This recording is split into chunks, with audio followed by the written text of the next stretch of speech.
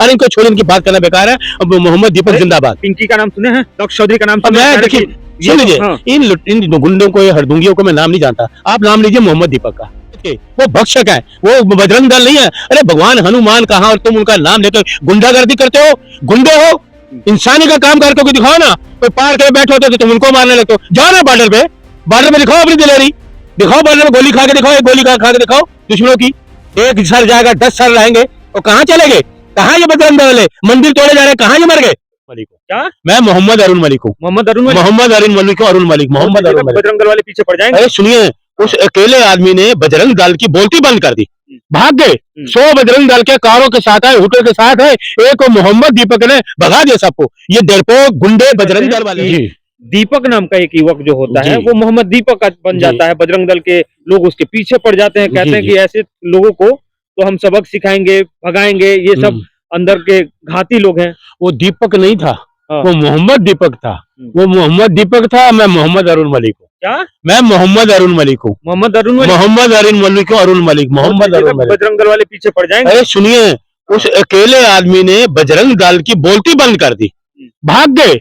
100 बजरंग दल के कारों के साथ है, हुटों के साथ है, एक मोहम्मद दीपक ने भगा दिया सबको। ये डरपोक गुंडे बजरंग दल वाले, ये देखना जब सत्ता पलटेगी ना, दूरबीन लेके ढूंढोगे तो ये नहीं मिलेंगे, कहाँ चले गए। ये ऐसे डरपोक और ऐसे कायर लोग हैं जिनकी मानसिक स्थिति खराब है, ये वो गुंडे लोग हैं बजरंग दल के। अरे डरपोक और करें गुंडे लोग हैं। हाँ, गुंडे रक्षक है, अरे रक्षक है के, भक्षक है, भक्षक।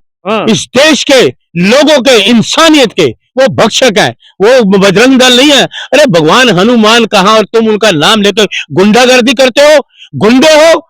इंसानी का काम करके कोई दिखाओ ना, कोई पार के बैठे होते तो तुम उनको मारने लगते हो। जाओ ना बॉर्डर पे दिखाओ अपनी दिलेरी, दिखाओ बॉर्डर में गोली खा के दिखाओ, एक गोली खा के दिखाओ दुश्मनों की। एक सर जाएगा 10 साल रहेंगे, और कहाँ चले गए, कहाँ ये बजरंग दल वाले मंदिर तोड़े जा रहे हैं, कहाँ ये मर गए? मंदिर तोड़े प्रधानमंत्री की कॉन्स्टिट्यूंसी के, और चीफ मिनिस्टर को वो भी खामोश, कहाँ से बजरंग बोले? मुख्यमंत्री के पास जाते हैं, ये क्या हो रहा है? आप कह रहे थे मंदिर भावनाओं को ठेस पहुंचा रहे हैं, तब ये कहाँ से बजरंग वाले गुंडे? अरे इनको छोड़, इनकी बात करना बेकार है।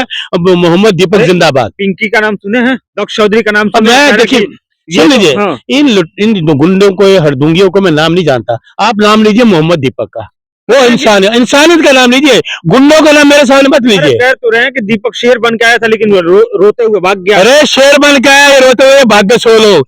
ये गीदड़ बन के भाग गए, शेर तो वो आया था, ये तो गीदड़ बन के भाग गए। तो अब बाकी इनकी बात छोड़िए, मोहम्मद दीपक जिंदाबाद, और कोई बात करिए, छोड़िए। संसद में भी आपके जो नेता हैं राहुल गांधी, वो कार्रवाई नहीं होने दे रहे हैं, काम नहीं करने दे रहे हैं। राहुल गांधी जी, और ये संसद वाले मोदी जी कमजोर है, गृह मंत्री कमजोर है, रक्षा मंत्री कमजोर है, डरपोक डरपोक हैं, डरपोक। देश का प्रधानमंत्री, रक्षा मंत्री, आपका गृह मंत्री, ये डरपोक लोग हैं।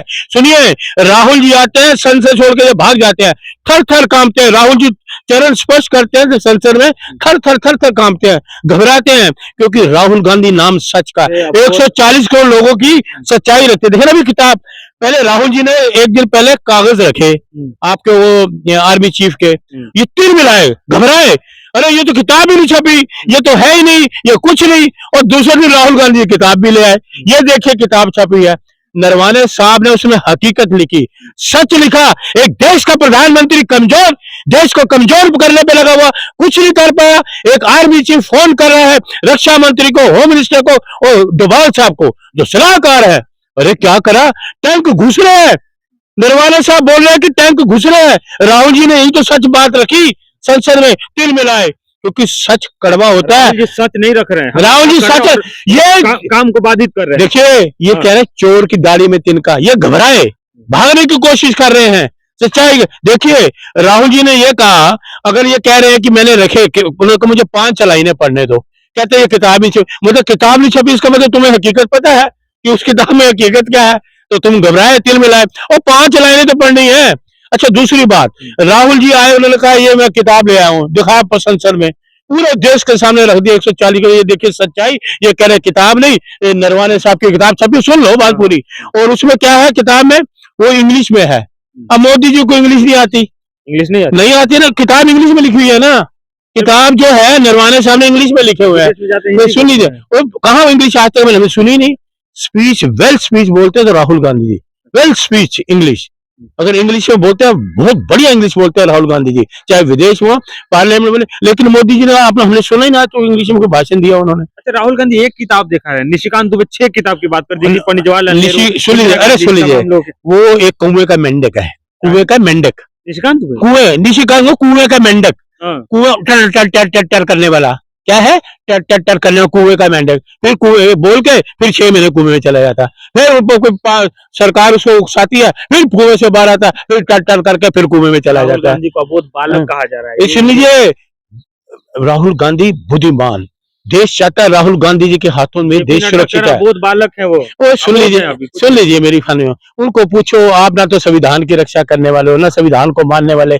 कितने साल तुम अध्यक्ष रहे, आप बोलो ना मोदी जी को 75 साल के हो गए, रिजाइन करो, बोलो ना। इन्होंने कहा मार्गदर्शन में लाल कृष्ण आडवाणी को भेज दो उनको, तो आप भी तो 75 साल के हो गए, आपको, आपने संविधान बनाया था, आप उसका पालन कर रहे हैं क्या? आप तो 75 साल के ऊपर जाओ ना, रिजाइन करके जाओ। आरएसएस चीफ है, ये मोदी जी को हटाने हैं, वो भी चुप करके बैठ गए। तो ये संविधान को मानने वाले, अपनी बात में पलटने वाले लोग हैं ये। तो राहुल जी ने ना लोगों की बात तो रखते हैं। निशिकांत दुबे को बोलिए वो 99 हिंदी में लिख के दिखा दे, क्या 99 हिंदी में लिख के दिखा दे। हाँ, सुनिए, मैं जो कह रहा हूँ ना, 99 हिंदी में भी लिख दे, 99 संस्कृत में लिख दे, 99 इंग्लिश में लिख दे, 99 इंग्लिश, गौर करना मैं क्या कह रहा हूँ, 99 इंग्लिश में लिख के दिखा दे, 99 इंग्लिश में लिख के दिखा दे, 99 इंग्लिश में लिख के दिखा दे। चैलेंज कर रहे हैं आप। चैलेंज, ये कुएं के मेंढक है, कुएं के मेंढक है। राहुल गांधी का सामना ये नहीं करते, ये घबराते हैं, डरते हैं, 12 साल से डर रहे हैं। संसद सरकार नहीं चलने दे रही, संसद को सरकार खुद नहीं चलने दे रही, क्योंकि इनके पास जवाब नहीं है। राहुल गांधी के सवालों का इनके पास कतई एक ही शब्द का जवाब नहीं है, क्योंकि देश के लोगों की हकीकत, लोगों की समस्या, महंगाई की बात नहीं करते, बेरोजगारी पे बात नहीं करते, महिला सुरक्षा पे बात नहीं करते। आप ये बताइए, एक जो हिंदुस्तान में आपको हुआ, पहलगाम हुआ, कुछ हुआ, पकड़ी जांच आई, आपका ये हुआ पुलवामा हुआ, कोई 40 जवान शहीद हुए, पहलगाम हुआ तो कुछ नहीं हुआ। सुनिए ना, ये वही तो डर है, लड़वाने सामने इंग्लिश में कई चीजें उसमें लिखी होगी। मुझे तो ये शंका है, जो विपिन रावत जी का प्लेन हुआ है, क्रैश हुआ, उन्होंने भी कोई ना कोई चीजें रखी होंगी जरूर। पुलवामा की हकीकत भी उनके पास होगी, जो 40 जवान शहीद कैसे हुए, आरडीएक्स कैसे हुआ। तो वही एक सेना का, तीनों सेना का अध्यक्ष जो है, वो प्लेन क्रैश हो गए, और वो ब्लैक बॉक्स की जांच अभी तक नहीं हुई, सांप की तरह कुंडली मार के बैठे हुए हैं।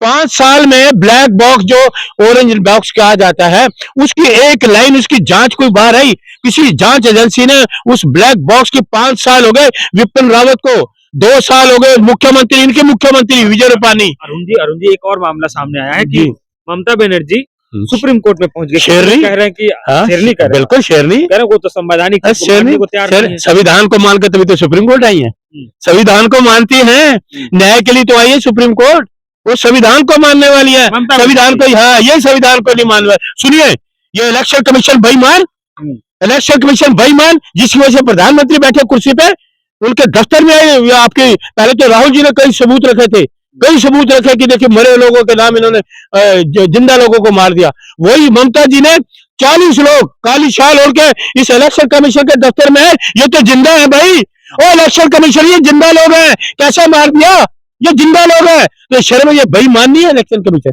ये बेईमानी साबित हो गई कि जिंदा लोगों को इसने मरा हुआ दिखाया। अरे तो इलेक्शन कमीशन काम कर रहा है, अच्छा काम कर रहा है, अच्छा काम है। बीजेपी वाले कह रहे हैं कि उनका नाम काटा जा रहा है, जो बाहर के, और बाहर के, ममता बनर्जी 12 साल से कोई आदमी बाहर का तो आया नहीं, दिखाया नहीं इन्होंने, ना बिहार में दिखा पाए, ना महाराष्ट्र में, ना पूना में, एक भी व्यक्ति ने घुसपैठियों ने दिखाया। अरे घुसपैठिया तो वो है सीमा इधर, जो 2 साल से यहाँ बैठे, 2 बच्चे भी पैदा कर दिए, वो उनको घुसपैठिया नजर नहीं आई, बिना वीजा के कौन से बॉर्डर से 4 बच्चों को लेकर आ गई, वो घुसपैठिया को नजर नहीं आ रहा। आज तक 12 साल में बिहार में कहीं इन्होंने घुसपैठिए प्रेस कॉन्फ्रेंस में लाके दिखाए? ममता जी डर गई है कि कहीं कुर्सी ना हिल जाए। ममता जी डरती नहीं, बंगाल से यही तो आ गई, वो तो इलेक्शन कमीशन की पोल भी खोल दी, ये देखिए लोग जिंदा है, ये जिंदा मूर्तियां हैं, मार दी, तुम्हारी बेईमानी तुम्हारे सामने है, आंखों के सामने है। जवाब नहीं दे पाए इलेक्शन कमीशन, जवाब नहीं था उनके पास, ना राहुल जी को बातों का जवाब है उसके पास, ना ममता जी के। लेकिन बीजेपी कह रही है बंगाल से सत्ता खिसकने वाली है, इसीलिए ममता अब बौखलाई हुई है। सुनिए,